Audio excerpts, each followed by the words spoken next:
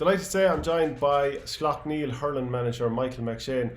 Michael, first of all, congratulations, another county title, 8 in a row after victory over Kevin Lynch's last Sunday, 23 points to 11. How delighted were you to once again bring home the honours? Yeah, I was over the moon, Shane. You never get fed up winning county titles, and even though it was eight in a row for the lads, they were as excited at winning that one as the first one or the fourth one or whatever.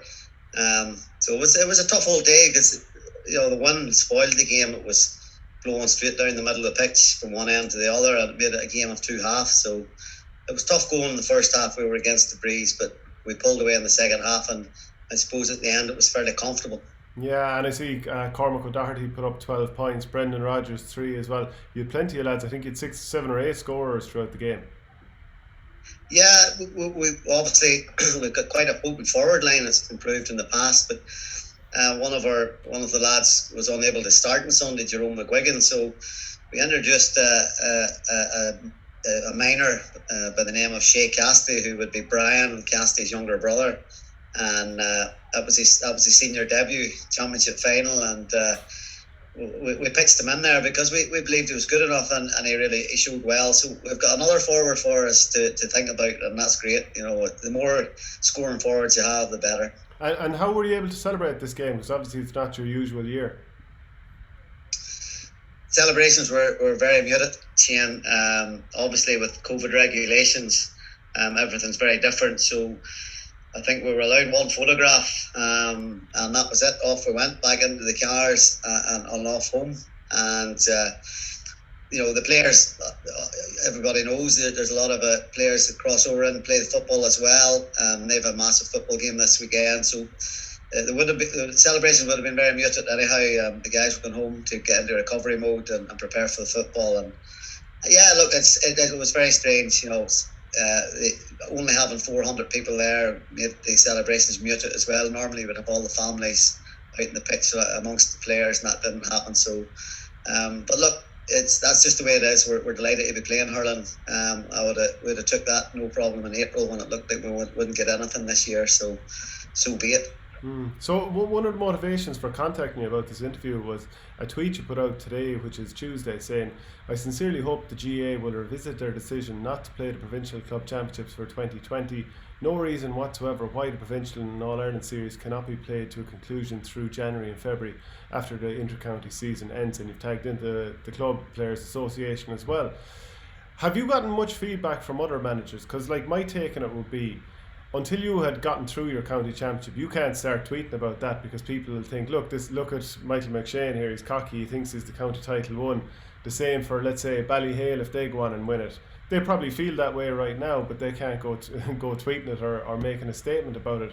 So is that very much the case? You can't until you've already gotten through? Absolutely, Shane. Look, you have no right to speak about it until you're in a position where you're involved in it. So I was asked numerous times leading up to last Sunday about provincial titles and All-Ireland titles and stuff like that. And, we were only focused on winning our county title. And that's what we do every year. This year was no different. But now that we have won it, we're the reigning Ulster hurling champions, and we would love the opportunity to go back and try and defend our title. Now, you're 100% right. No manager is going to speak up about it until they're in the position of being county champions.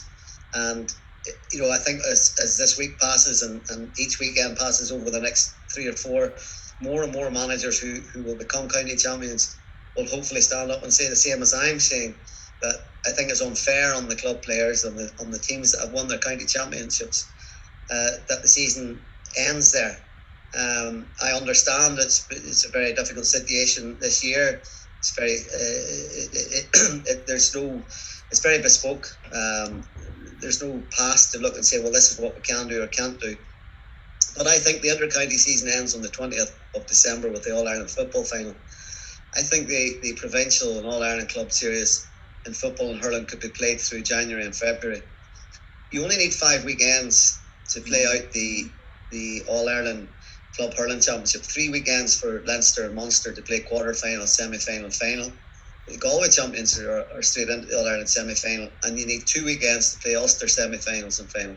So 5 weekends to play it out right through to an All-Ireland final. I think that could be accommodated through January and February. Now, I know that may cross over with the new inter-county season if the proposals that are being put forward for a split season go ahead. But I think on this one occasion, any county who have players involved for their club could do without them for 2 or 3 weeks until the club season is completed. So, our lads, I can only talk about our lads. I know that was the conversation afterwards on Sunday. We're now county champions, but it seemed a very anticlimax as such, because normally you would be looking forward to going forward and playing in the provincial series, and that isn't happening. I think there should be a rethink about it and play it through January and February when the All-Ireland Club Series is played anyhow. We played this year in 2020 on the 5th of January against Ballyhale, and the All-Ireland final was played 2 weeks later. So there's precedent set there. The All-Ireland Club hurling and football finals were always played in Patrick's Day in Croke Park. So I think on the one-off occasion they could do it this year. Yeah, absolutely. Like even a couple of years ago when our Coola team played you in an All-Ireland semi-final and you were also in the football, one of the semi-finals was able to be moved. So it's not like things are set in stone. They can't be moved around the place. But a question I'd ask you is, would you have looked at contacting other managers, a joint statement, maybe in terms of with the CPA? I mean, Dunloy got through, maybe Gregory OK, and I don't know what your relationship is, if any. Maybe the Wexford champions, Shelmaliers, they're now through. In this Sunday, Coola or Ballyboden will be through. The following Sunday, Ballyhale or Dixborough will be through. Is it a kind of thing where you'd like to band everyone together and maybe get a bit of a statement going and to sort of ask the GAA, can this not happen? Because why not? Yeah, I think certainly any club manager who's in my position, I would imagine, will feel the same as me and will feel that this is something that they want to happen. I would hope that they would make a call similar to what I've done today to ask for that to happen. I would have absolutely no problems in joining in a joint statement if that was the case. But I think it's something maybe the Club Players Association, and that's why I tagged them into my tweet, was that they could maybe pick up the baton for us. I certainly would be asking that of the Derry County Board on behalf of Slaughtneil hurling team, that they would carry forward the message to Croke Park to say, look, our county champions are very keen to play in the provincial series. Can we please try and get this organised? Every county has got their representative that goes to Croke Park for meetings and putting forward issues and problems that county have, and that's certainly something which we'll be addressing. I hope we'll address over the next couple of days. Absolutely. And of course I spoke with I can't remember if it was Carol or Chrissy McCaig earlier in the year, and I was interviewing them. I've interviewed them both a few times at this stage, but they were talking about between both codes that the determination is there to win an All-Ireland, whichever code it is. But I suppose there's a window for every club to get their All-Ireland title, because you get players at a certain age, you get young players through at the right time when the older players are still good enough to make it happen. I suppose you just feel like that window's closing all the time on certain clubs, so you feel like losing this year could be losing that perfect window. Yeah, absolutely. Shane, what I would say is we've won 3 Ulster titles in the last 4 years. We were the first Derry club to win an Ulster club hurling title. This group of players are keen to win as much as they possibly can in the opportunity they have in their career to do that. That's one of the things that drives them. And I get asked continuously, where does the hunger come from? The hunger comes from them guys realising that they only have a small window of opportunity in their life to play at the top level, to play and to win championships, county championships, provincial championships, and possibly All-Ireland championships. And they don't want to miss out on any opportunity to do that. And yes, you're right, if we don't get playing it this year, well, that's one less year you've got the chance to go and win a provincial title. And if you're lucky enough to do that, to have the opportunity to go and compete and try and win an All-Ireland club championship. Now, I would imagine that the Ballyhale manager this year, if they win against Dixborough at the weekend, will be very keen to retain his Leinster title, very keen to complete 3 in a row. I would say the whole Ballyhale club will be very keen to complete 3 in a row, because they feel that they have a team that's capable of doing that.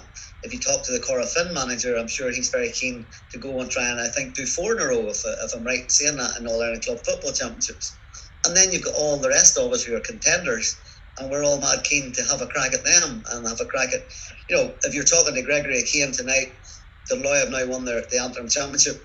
I would imagine that Gregory, his management team, and all of his players will be champing at the bit to get back and have a go at Slaughtneil and get revenge for us beating them last year. And that's what makes the club seem so good. Everybody believes they've got a chance to go the whole way, and everybody should be given that opportunity. Well, look, I appreciate you joining me, Michael, and I couldn't agree with you anymore. And I hope some other managers and players and former players join you in calling for the club championships to be reinstated for 2020. So thanks very much for joining me. Thank you, Shane.